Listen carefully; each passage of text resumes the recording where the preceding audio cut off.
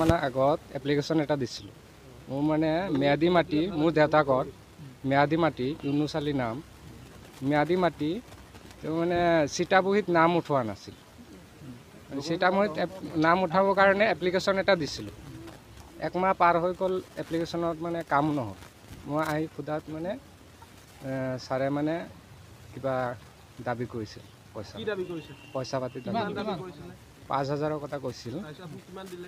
মই আজি 2,000 টকা দিছিলোঁ। আগতে দিয়া নাই। মোৰ নাম অলিউল্লাহ আহমেদ। মাটিটো কলাগাটি। পইচাটো এই হোটেলত লৈছিলে। মণ্ডলজনৰ নাম আৰাফত কিবা, মই নাজানো। আপুনি CM ভিজিলেন্সৰ লগত কেতিয়া যোগাযোগ কৰিছিলে? মই কালিয়ে যোগাযোগ কৰিছোঁ, আবেলি যোগাযোগ কৰিছিলোঁ। ভালে ৰেছপন্স পাইছোঁ, মানে ছাৰহঁতে ৰেছপন্স দিছে ভালকৈ। আজি কামটো হৈ গ'ল।